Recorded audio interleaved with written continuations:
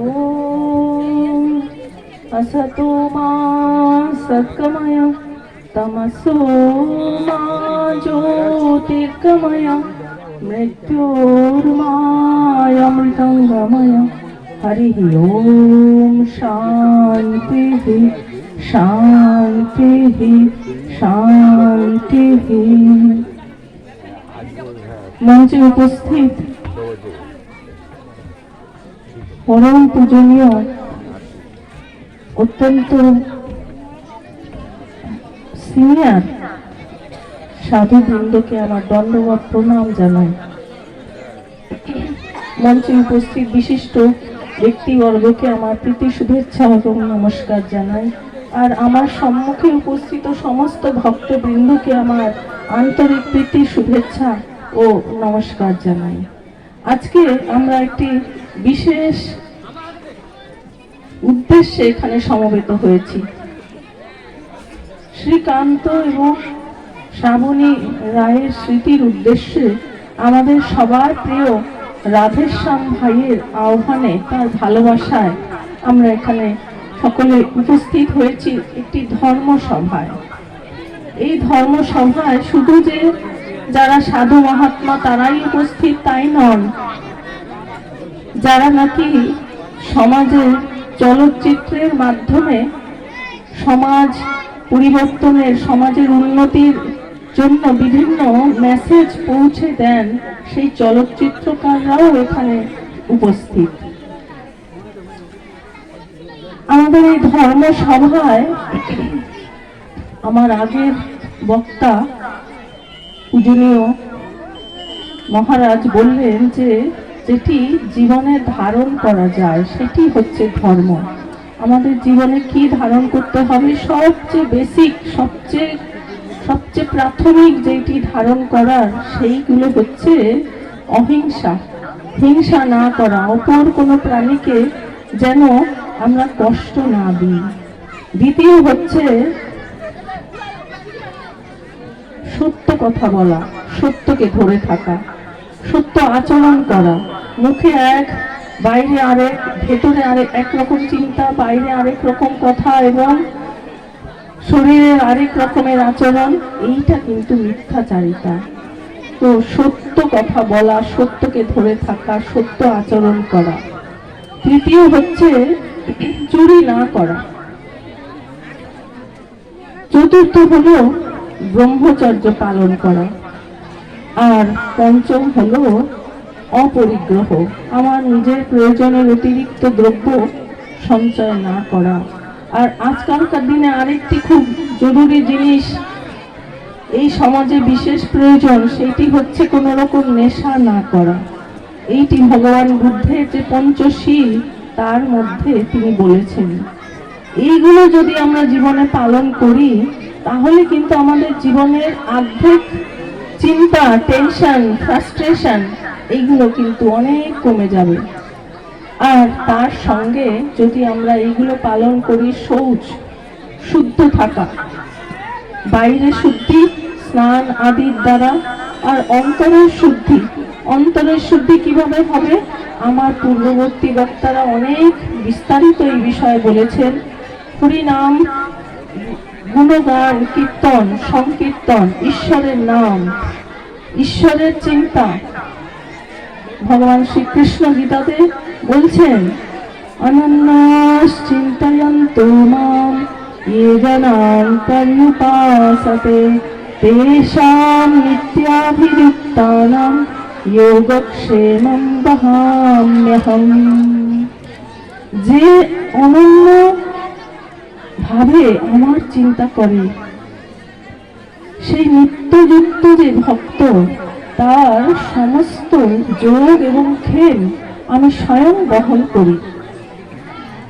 যোগ অর্থাৎ তার যা প্রয়োজনীয় দ্রব্য জিনিস সেইগুলো তিনি দেন, বহন শুধু দেন না, তিনি বহন করে আনেন। আর ক্ষেম হচ্ছে প্রাপ্ত বস্তুর রক্ষণাবেক্ষণ, সেটিও ভগবান স্বয়ং করেন।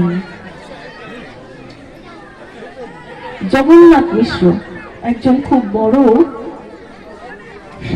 সাধু, সেবক ভগবানের, তিনি গীতার ভাষ্য লিখছেন। লিখতে লিখতে তার মনে হলো যে বহন বহন, না না, এটা কি করে হবে, ভগবান বহন করবেন কেন, তিনি তো আমাদের দেন, তিনি আমাদের সবকিছু দেন। তাই তিনি ওই বহন মেহমটা কেটে দদাম মেহম লিখলেন।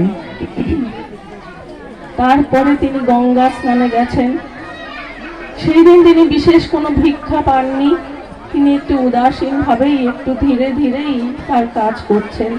ইতিমধ্যে দুটি বালক, একজন কৃষ্ণবর্ণ আর একজন গৌরবর্ণ, দুটি বালক মাথায় ঝুড়িতে করে চাল ডাল শাক সবজি যা যা কিছু দরকার, ফল মূল যা কিছু প্রয়োজনীয় দ্রব্য, সেগুলো সব বহন করে এনেছে, মাথায় বহন করে এনে অর্জুন মিশ্রের স্ত্রীর কাছে দিচ্ছে। মাথা থেকে নামিয়ে যখন রাখা হয়েছে, অর্জুন মিশ্রের স্ত্রী দেখছেন যে বালক দুটির পিঠে কাটা দাগ, আর সেই কাটা থেকে ঝরঝর করে রক্ত পড়ছে। আর অর্জুন মিশ্রের স্ত্রী, তিনি খুব করুণাময়ী, তিনি দেখে বলছেন যে আহা বাছা, এরকম তোমার কে করলো? তখন সেই বালক দুটি বলছে, আর বলো না, তোমার স্বামী, আমরা তো বহন করতে পারি না, তাই তিনি কেটে দিয়েছেন। তারপরে সেই বালক দুটি অন্তর্ধান হয়ে গেল। আর অর্জুন মিশ্রের স্ত্রী রান্না বান্না করে ভগবানকে ভোগ নিবেদন করে অর্জুন মিশ্রের জন্য অপেক্ষা করছে। অর্জুন মিশ্র সেদিন ভিক্ষা পাননি, তাই তিনি বিমর্ষ চিত্তে ফিরছেন। এসে দেখেন অর্জুন মিশ্রের স্ত্রী বলছেন যে তুমি এত দেরি করলে, দুটি বালককে পাঠিয়ে দিলে, বললে রাজবাড়ি থেকে সব পাঠিয়ে দিয়েছে, আমি সব রান্না বান্না করে ভগবানের ভোগ দিয়ে তোমার জন্য অপেক্ষা করে রয়েছি। তখন অর্জুন মিশ্র জিজ্ঞাসা করছেন, কে কে এসেছিল? না, একটি গৌরবর্ণ বালক, আরেকটি হচ্ছে শ্যামবর্ণ, তার পিঠে কাটা দাগ দেখলাম, সেখান থেকে রক্ত ঝরে পড়ছে, বললো তুমি নাকি কেটে দিয়েছ। এই কথা শুনে অর্জুন মিশ্রের সম্বিত ফিরে এলো। তিনি ব্যাকুল হয়ে তার স্ত্রীকে বললেন, তুমি বুঝতে পারলেন না কে এসেছিল, কারা এসেছিল? স্বয়ং গৌর নিতাই এসেছিলেন আমার ভুল ভাঙাতে। অর্থাৎ এই শ্রীমদ্ ভগবদ গীতা, এটা হচ্ছে ভগবানের মুখ নিঃসৃত বাণী। এই ভগবদ গীতা হচ্ছে ভগবানের বাংময় শরীর। তাই তিনি শীঘ্র গিয়ে সেই দদাম মেহমটা কেটে তিনি বহাম মেহম লিখলেন। ভগবানের অশেষ কৃপা, তার করুণা না হলে কিন্তু আমরা ধর্মসভায় উপস্থিত হতে পারি না, আমাদের আগ্রহ হয় না। আর যদি বা আমরা আসি, শুনে বুঝতেও পারি না, বুঝলে একটু পরেই ভুলে যাই। তাই এই যে ধর্ম বিষয়ে আমাদের আগ্রহ, এটা ঈশ্বরের কৃপা ছাড়া হয় না। তিনটি জিনিস আমাদের জীবনে খুবই দুর্লভ। ভগবান শঙ্করাচার্য বলছেন, মনুষ্যত্বম মুমুক্ষুত্বম মহাপুরুষ সংশয়। মনুষ্য জন্ম, এই মানুষ শরীর, 84 লক্ষ জনির পরে এই মানুষ শরীর, আর মানুষ শরীর হয়েই সঙ্গে সঙ্গে আমরা ভগবত ভক্তি অর্জন করেছি তাও নয়, কত জন্ম আমাদের কেটে গেছে। ধীরে ধীরে উন্নতি করতে করতে আমাদের ভগবানের প্রতি প্রীতি এসেছে, এটা ভগবানের কৃপা ভিন্ন সম্ভব নয়। তারপরে হচ্ছে মুমুক্ষুত্বম, মুক্তি লাভ করবার ইচ্ছা, এটিও কিন্তু খুব দুর্লভ। আর তৃতীয় হচ্ছে মহাপুরুষ সংশয়। মহাপুরুষ, যিনি জ্ঞানী, যিনি উপলব্ধিমান, এইরকম যিনি মহাপুরুষ, তার কৃপা, তার অনুকম্পা, তার আশীর্বাদ লাভ করা, এই তিনটি জিনিস কিন্তু আমাদের জীবনে খুব দুর্লভ।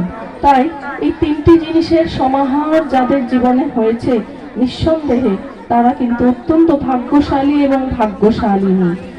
এখন প্রশ্ন হচ্ছে, এই সমস্ত কিছু পাওয়ার পরেও যদি আমাদের নিজের প্রচেষ্টা না থাকে, অর্থাৎ আত্মকৃপা, যদি না থাকে তাহলে কিন্তু সবই বিফলে চলে যাবে। তাই নিজের চেষ্টা এটা খুব দরকার।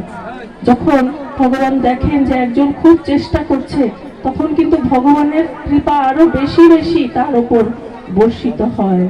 আর ভগবানের আরেকটি কথা বলে আমি শেষ করব। তিনি বলছেন, यज्ञदान तपः कर्म न त्याज्यं कार्यमेव तत् यज्ञदान तपः कर्म पावनानि मनीषिणाम्। আমাদের প্রথমে তো আমরা শুনলাম ধর্ম জীবন যাপনের বেসিক যে নিয়মগুলো, তার সঙ্গে যজ্ঞ, দান এবং তপস্যা, উচ্চ আদর্শের জন্য কষ্ট স্বীকার, এইগুলো আমাদের জীবনে খুব দরকার। এইখানে এসে রাধেশ্যামদার যে আন্তরিক প্রচেষ্টা, আমার আগের বক্তা বলে গেলেন, মাধুকরী করে তিনি কিভাবে এই এই সভার এই অনুষ্ঠানের আয়োজন করেছেন, এত সাধু ভক্তবৃন্দকে এনেছেন, এটা কিন্তু খুব বড় কথা। এই দান, সেটা যদি না থাকে তাহলে, দান করবার ইচ্ছা যদি না থাকে তাহলে কিন্তু আমরা কোনো কাজে অগ্রসর হতে পারি না। তাই যজ্ঞ, দান এবং তপস্যা, কষ্ট স্বীকার করা ঈশ্বরের জন্য, এই তিনটি আমাদের করতে হবে, অবশ্য করণীয়। আর ভগবান আরো জোর দিয়ে বলছেন, অন্যায় এবং ব্যতিরেক দুইটি ভাবে, যে এই দুটি কখনোই ছাড়বে না। আর কেন ছাড়বে না? কারণ এগুলো আমাদের পবিত্র করে। পাবনানি মনীষিণাম, এগুলো মনীষীদের পবিত্র করে। আমাদের সকলের জীবন পবিত্র হোক, সকলের অন্তর পবিত্র হোক, সেই অন্তরে আমরা ঈশ্বরের অনুভব লাভ করি, এই প্রার্থনা। সর্বে ভবন্তু সুখিনঃ, সর্বে সন্তু নিরাময়াঃ, सर्वे भद्राणि पश्यन्तु मा कश्चित् दुःखभाग् भवेत्। दुर्जनः सज्जनो भूयात्, सज्जनः शान्तिमाप्नुयात्। शान्तमुच्चेत बन्धेभ्यो, मुक्तस्यान्यान् विमोचयेत्। काले वर्षतु पर्यन्नः, पृथिवी शस्यशालिनी। देशयं शोभरहितं, सज्जनाः सन्तु निर्भयाः। ॐ शान्ति शान्ति शान्तिः। हरिः ॐ तत्सत्। श्रीरामकृष्णार्पणमस्तु। माताजी की अनेक